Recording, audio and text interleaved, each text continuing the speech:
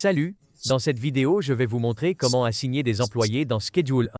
Après ce guide, vous saurez tout ce qu'il faut savoir. D'abord, il faut connaître le nombre d'employés que vous pouvez avoir chez vous. Pour ça, allez sur Race Real Estate et vérifiez en regardant les propriétés à vendre ici. Ici, on voit par exemple que l'entrepôt peut accueillir 10 employés. La grange peut aussi avoir 10 employés, et le bungalow 5 employés. Pour trouver vos employés, allez près des tacos dans la piste. Il y a une entrée ici où vous pouvez entrer après 18 heures. Donc après 18 heures. Quand c'est l'heure, on peut entrer ici, et pour acheter un employé, on monte là. Pour le nettoyeur, il y a des frais d'inscription de 1000 €. Le botaniste coûte 1500, le dealer aussi 1500, et la cam 2000.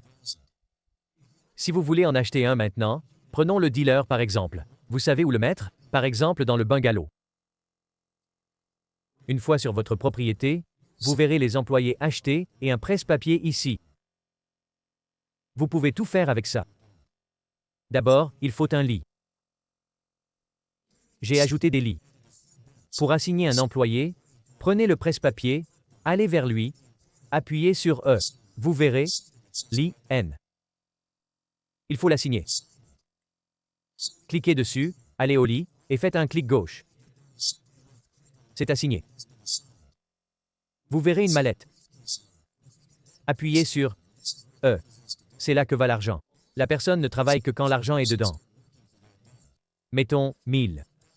200 sont pris, la personne travaille pour la journée. J'ai changé d'employé pour qu'on puisse voir chacun étape par étape. Pour licencier, parlez à l'employé et cliquez sur « Vos services ne sont plus requis ». Pour assigner des tâches, allez vers l'employé avec le presse-papier. Cliquez sur « E » et vous verrez des options selon l'employé, mais elles sont similaires. D'abord, on a les stations assignées. On clique dessus. Ici, c'est un emballeur. On va à la station d'emballage, clic gauche ici, et la personne est assignée. Cet employé peut avoir jusqu'à 3 stations maximum. Sa particularité est d'avoir des routes, étant responsable du transport. Par exemple, on va vers lui avec le presse-papier. On clique sur « Ajouter ». On détermine en cliquant ici, disons que notre station d'emballage a besoin de sacs. On clique de l'un à l'autre, l'employé travaille tant qu'il a de l'argent dans sa boîte.